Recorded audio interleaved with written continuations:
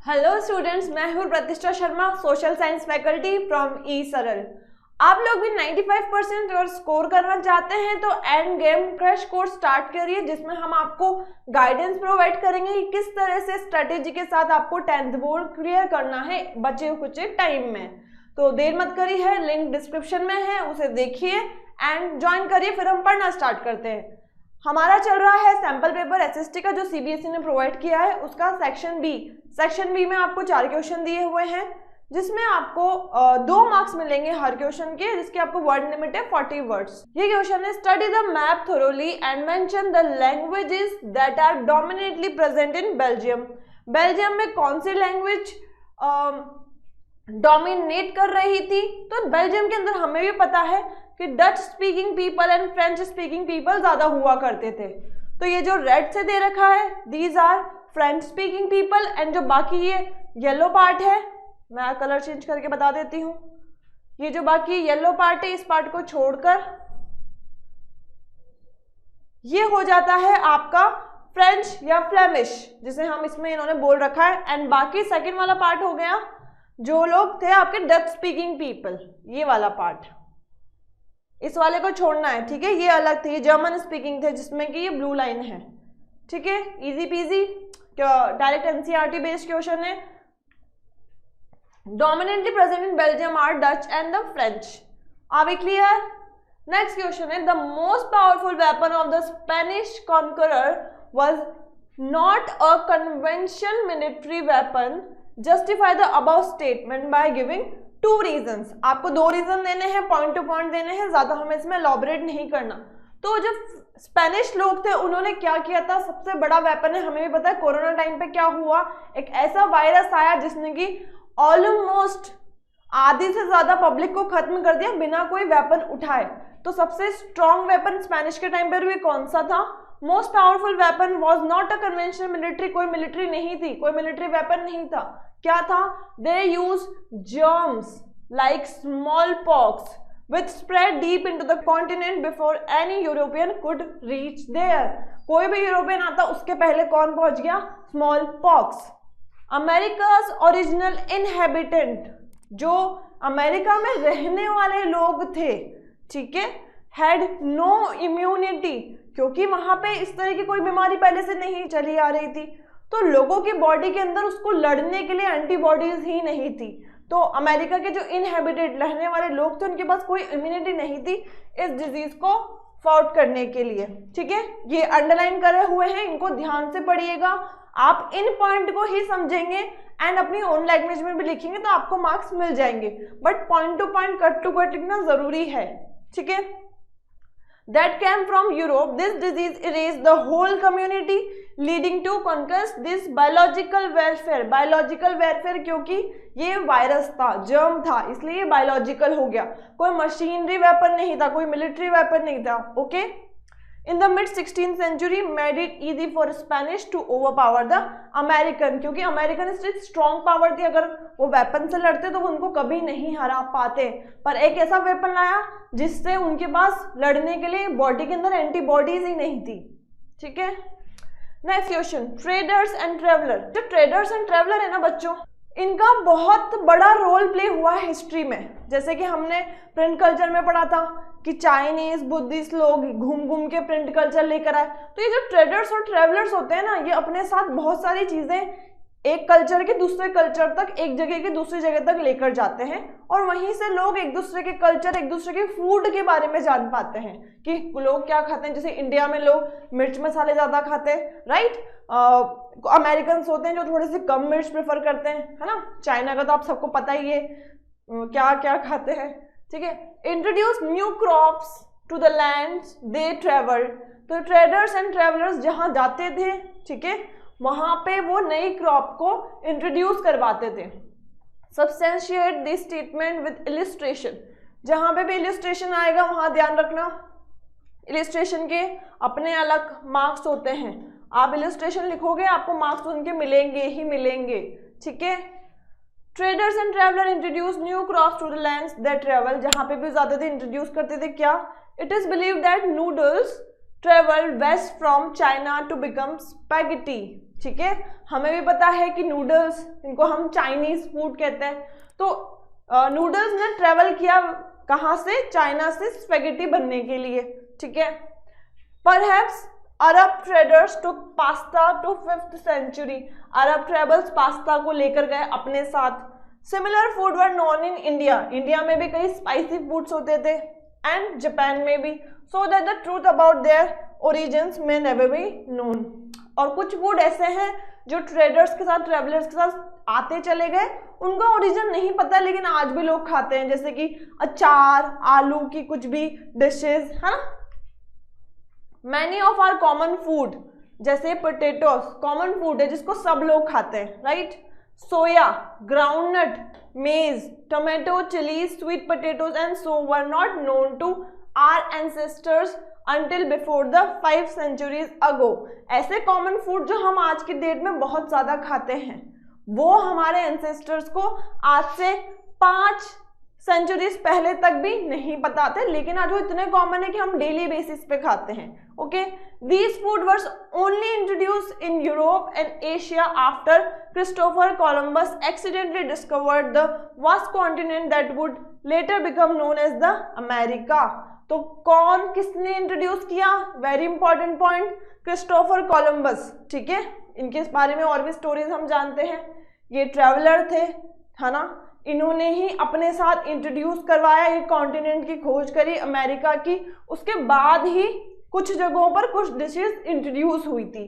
In fact many of our common food, जो हमारे common foods हैं, came from Americas original inhabitant, जो America में रहने वाले लोग हैं, जो अमेरिका की जगह हैं, वहां से आए हैं कई फूड्स। तो हमारे जो हम आज की डेट में भी खाते हैं, द अमेरिकन इंडियन, उन लोगों को अमेरिकन इंडियन कहा गया है, ठीक है, जिन लोगों ने वहां के ऐसी चीजें बनाई जो आज इंडिया में बहुत पॉपुलर है। नेक्स्ट क्वेश्चन, मिस्टर पिलानीज from Tamil Nadu wishes to cultivate, agriculture का क्वेश्चन है, cultivate either tea or wheat, which of these crop of the two can be he cultivate in his state. Tamil Nadu में रहते हैं तो वो टी उगाएंगे या व्हीट, तो इसके लिए हमें देखना पड़ेगा कि तमिलनाडु का टेम्परेचर क्या है, ठीक है, एनवायरमेंट क्या है, ठीक है, और टी और व्हीट के लिए क्या जरूरी होता है उगने के लिए, ठीक है। टी हमें पता है काफी ज्यादा मॉइस्ट फ्री क्रॉप है, ठीक है, जिसको मॉइस्चर नहीं चाहिए होता, लेकिन उगने के लिए उसको पानी भी बराबर मात्रा में चाहिए होता है, फॉस्ट फ्री रहना चाहिए, right. Mister Banani must cultivate tea in Tamil Nadu, क्यों, रीजन क्या है, the soil and the climatic condition of Tamil Nadu are suitable to grow tree. क्या होती है, हमें भी पता है कि जो ट्री है वो ट्रॉपिकल। अब ट्रॉपिकल हम किससे बोलेंगे, इसको समझने के लिए हम थोड़ा सा समझते हैं। जैसे कि मान लीजिए ये वर्ल्ड है, ये इमेजिनरी लाइन बीच में से पास थ्रू होती है जिसको हम बोलते हैं इक्वेटर, ठीक है। अब इक्वेटर के आसपास जितनी भी क्रॉप ग्रो होती है, जो भी एरिया है, उसको हम ट्रॉपिकल रीजन कहते हैं, तो उन क्रॉप को भी हम ट्रॉपिकल क्रॉप्स कहेंगे। और इंडिया आता है कहीं पर यहाँ, ठीक है, बहुत अच्छी डायग्राम नहीं है मेरा, है ना। तो यहाँ पे भी जो भी एरिया होगा ये हो गया ट्रॉपिकल रीजन, ठीक है। तमिलनाडु इधर ही आता है, तो फिर हमारी टी कहाँ पे ग्रो होगी, इसी एरिया में, तो ट्री भी क्या हुई, ट्रॉपिकल क्रॉप हो गई, ठीक है। एंड ट्रॉपिकल क्लाइमेट और सब ट्रॉपिकल क्लाइमेट में ग्रो करती है with deep and fertile well drained laterite soil rich in humus and organic matter. Humus and organic matter क्या होता है, ऐसा सॉइल जो कि dead and decaying plant and animal से बना हुआ हो या उस मिट्टी में मिला हुआ हो, तो वो क्या करते हैं, सॉइल को न्यूट्रिशन प्रोवाइड करते हैं, ठीक है, जो कि टी के लिए नेसेसरी होता है। T bushes require a warm and moist Frost free climate, ये मैं आपको बता चुकी हूँ, मॉइस्चर नहीं होना चाहिए, फ्रॉस्ट नहीं होनी चाहिए, जो पत्तियों पे एक लेयर जम जाती है उसको हम फ्रॉस्ट बोलते हैं, वो नहीं होनी चाहिए थ्रू आउट द ईयर। ये कुछ 4-5 पॉइंट है, आप इनको एलॉबरेट करके लिख देते हो ना, तो that will be sufficient T के लिए। फ्रीक्वेंट शावर, मतलब थोरोली ईयर में आपको उसको पानी चाहिए रहता है, लेकिन ऐसा नहीं हो कि बहुत ज्यादा ही आ जाए या फिर सूखा पड़ जाए, वो दोनों कंडीशन टी के लिए सही नहीं होती। नेक्स्ट क्वेश्चन है mention 2 reason that India is a federal country. Federal country क्या होती है? जिसके अंदर पावर्स का डिवीजन होता है सेंट्रल और स्टेट के अंदर। तो इंडिया फेडरल क्यों है, उसके हम 3 रीजन समझेंगे। पहला है डिवीजन ऑफ पावर। पावर का डिवीजन होता है, किसके बीच में होता है? सेंट्रल एंड स्टेट गवर्नमेंट के बीच में। वो कैसे होता है वो हम देखते हैं। इन दोनों का अपना सेपरेट ज्यूरिडिक्शन होता है। ज्यूरिडिक्शन मीन्स एरिया होता है जहां पे ये अपनी अपनी पावर्स एक्सरसाइज कर सकते हैं और उस एरिया के लोगों के वेलफेयर के लिए कुछ स्कीम्स बनाते हैं। जैसे कि राजस्थान में बनी हुई है हमारे चिरंजीवी योजना, जिसके अंदर 25 लाख तक का इलाज फ्री होता है लोगों के लिए जो कि उसके लिए एलिजिबल होते हैं। ऐसे हर स्टेट या सेंटर अपने एरिया के लिए वेलफेयर स्कीम इंट्रोड्यूस करता रहता है। तो जो 7th शेड्यूल है इंडियन कॉन्स्टिट्यूशन लिस्ट का, कॉन्स्टिट्यूशन क्या होता है? हमारे लिए कॉन्स्टिट्यूशन बना हुआ है जिसके अंदर बेसिक राइट लिखे हुए हैं, ठीक है, जो हर एक इंसान के ऊपर, भले वो किसी भी कास्ट क्रीड कलर का हो, उसके ऊपर लागू होते हैं और वो उनको बाय बर्थ ही मिल जाते हैं अगर वो सिटीजन है इंडिया के। तो कॉन्स्टिट्यूशन लिस्ट ने हमें 3 लिस्ट प्रोवाइड की है। यूनियन लिस्ट जिसके अंदर नेशनल लेवल इंपॉर्टेंस के टॉपिक होते हैं जिनको करने की जिम्मेदारी सेंट्रल गवर्नमेंट की होती है।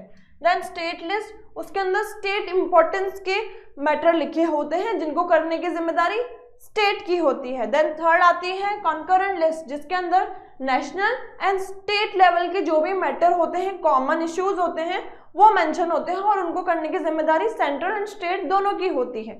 अगर उन दोनों के बीच में कॉन्फ्लिक्ट होगा, मेन सुनी किसकी जाएगी? सेंट्रल की, ठीक है।